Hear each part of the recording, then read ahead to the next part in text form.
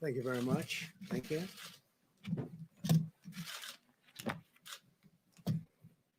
Good evening. I'd like to provide the American people with an update on our efforts to protect the integrity of our very important 2020 election.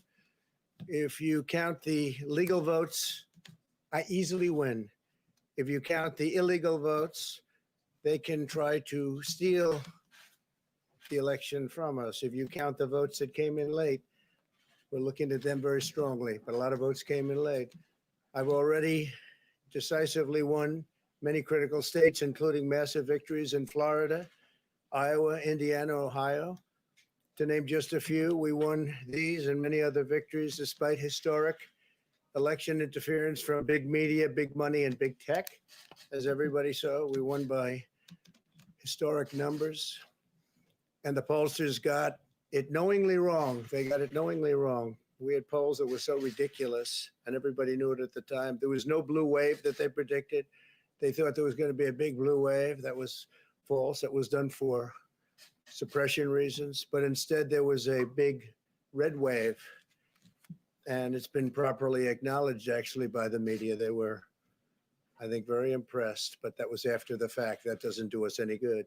We kept the Senate despite having twice as many seats to defend as Democrats, and in a really much more competitive states. We did a fantastic job with the Senate. I think we're very proud of what's happened there. We had many more seats to defend. They spent almost $200 million on Senate races in South Carolina and Kentucky alone, 2 races, and hundreds of millions of dollars overall against us. At the national level, our opponents' major donors were Wall Street bankers and special interests. Our major donors were police officers, farmers, everyday citizens. Yet for the first time ever, we lost 0 races in the House. I was talking to Kevin McCarthy today. He said he couldn't believe it. 0 races, very unusual thing, 0. And actually won many new seats with, I think, many more on the way. This was also the year of the Republican woman. More Republican women were elected to Congress than ever before. That's a great achievement. I won the largest share of non-white voters of any Republican in 60 years, including historic numbers of Latino, African American, Asian American, and Native American voters, the largest ever in our history. We grew our party by 4 million voters, the greatest turnout in Republican Party history. Democrats are the party of the big donors, the big media, the big tech, it seems, and Republicans have become the party of the American worker, and that's what's happened. And we're also, I believe, the party of inclusion. As everyone now recognizes, media polling was election interference in the truest sense of that word, by powerful special interests. These really phony polls, I have to call them phony polls, fake polls, were designed to keep our voters at home, create the illusion of momentum for Mr. Biden, and diminish Republicans' ability to raise funds. They were what's called suppression polls. Everyone knows that now. And it's never been used to the extent that it's been used on this last election. To highlight just a few examples, the day before election, Quinnipiac, which was wrong on every occasion that I know of, had Joe Biden up by 5 points in Florida, and they were off by 8.4 points, and I won Florida easily. So they had me losing Florida by a lot, and I ended up winning Florida by a lot. Other than that, they were very accurate. They had him up 4 points in Ohio, and they were up by 12.2 points.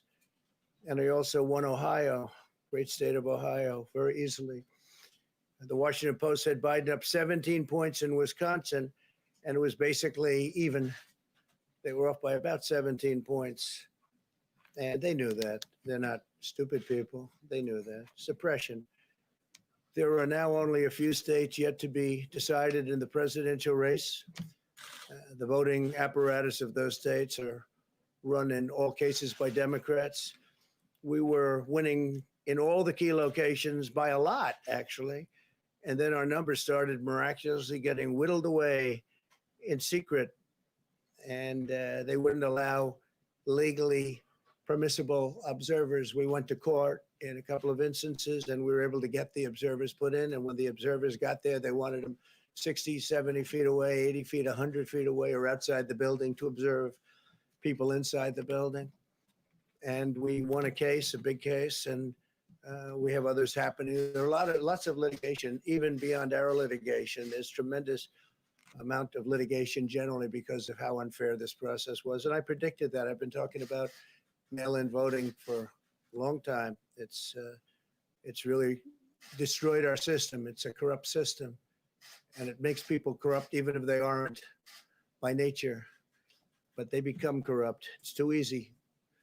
They want to find out how many votes they need, and then they seem to be able to find them. They wait, and then they find them. And you see that on election night. We were ahead in vote in North Carolina by a lot, tremendous number of votes.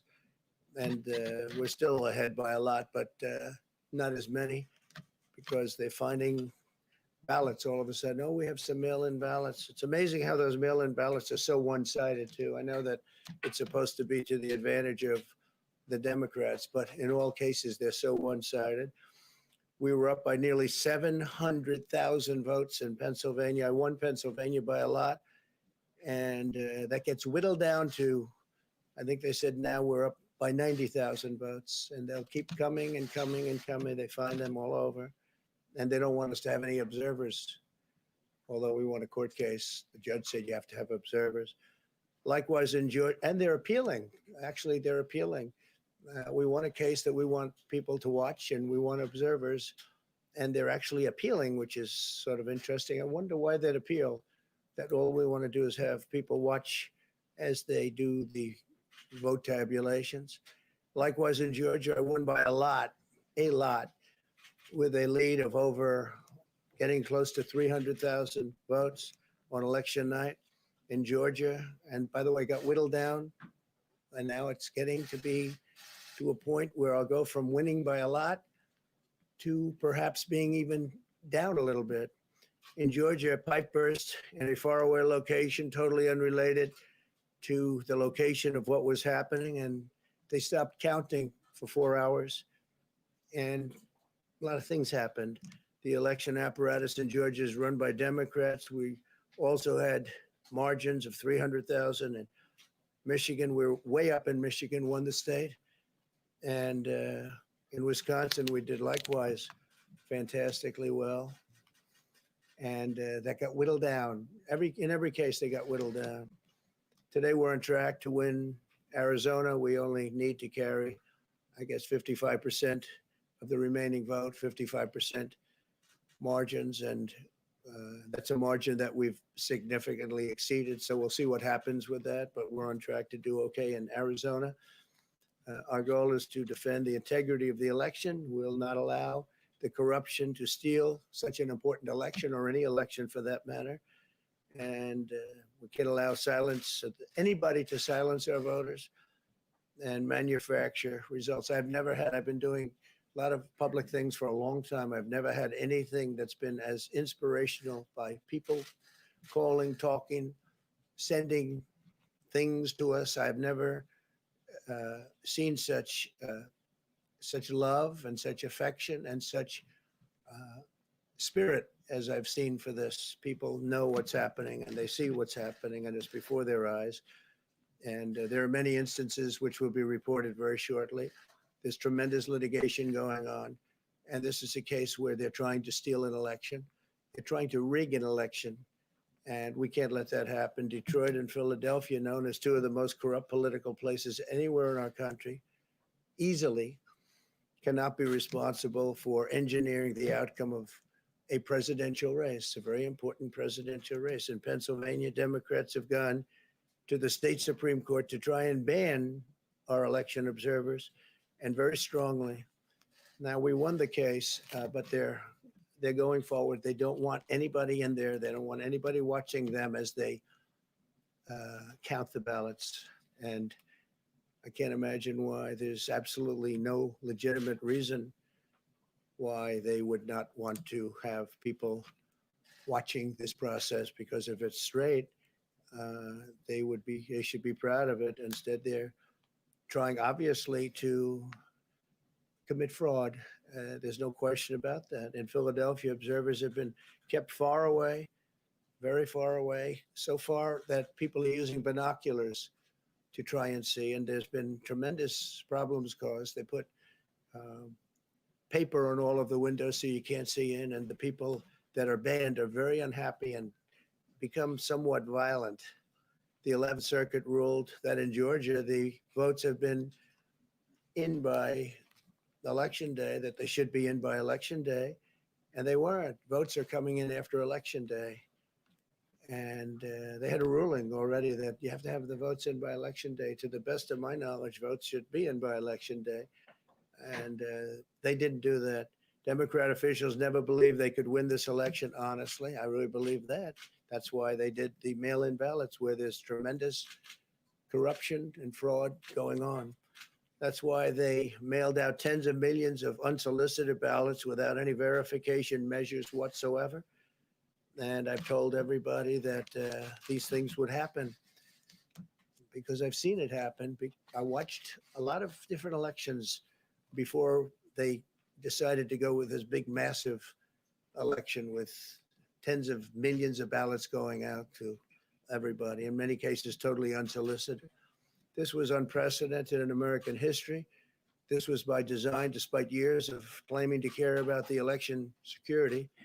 They refused to include any requirement to verify signatures, identities, or even determine whether they're eligible or ineligible to vote. People are walking in there. They have no idea. They're just taking numbers. They're writing down things, the workers, and doing a lot of bad things. And we have a lot of information coming and litigation that you'll see that will shake even you people up. And you've seen it all. The officials overseeing the counting in Pennsylvania and other key states are all part of a corrupt Democrat machine that you've written about. And for a long time, you've been writing about the corrupt Democrat machine.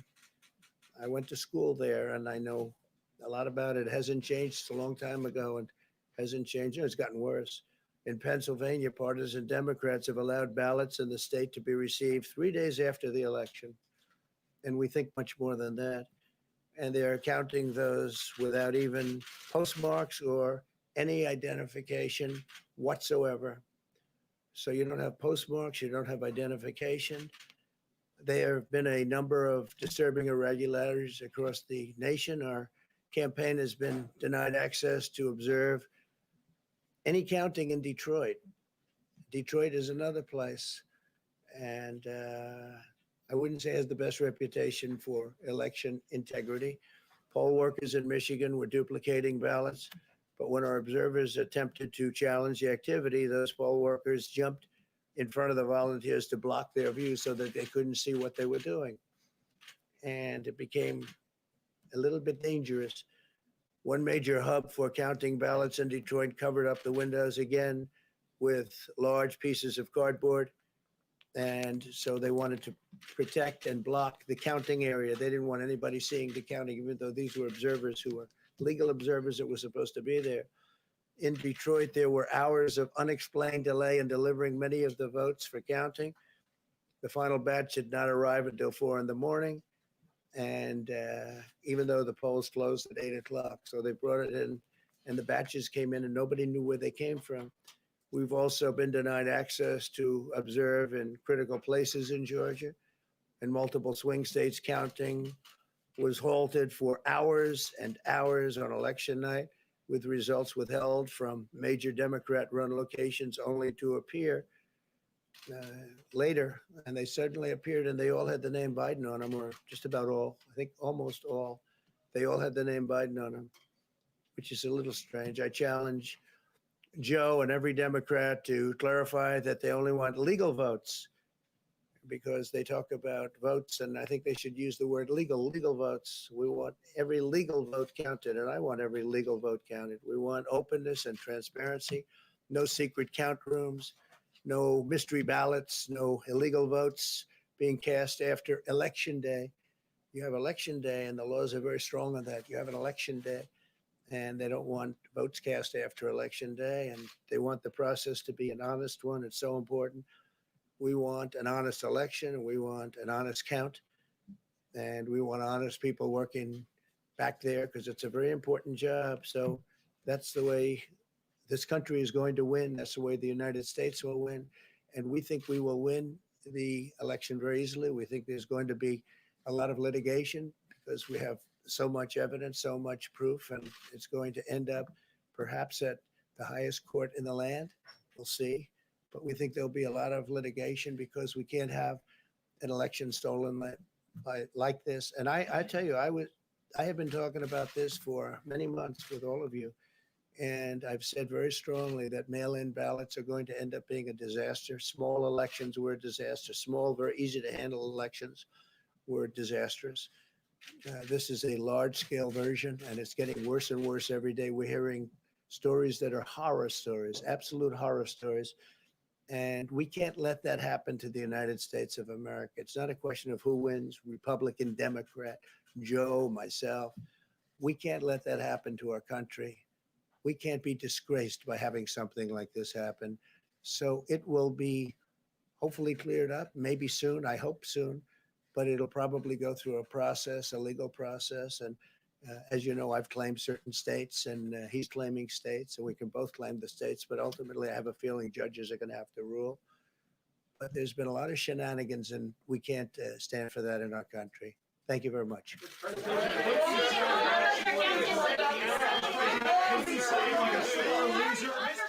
Are you being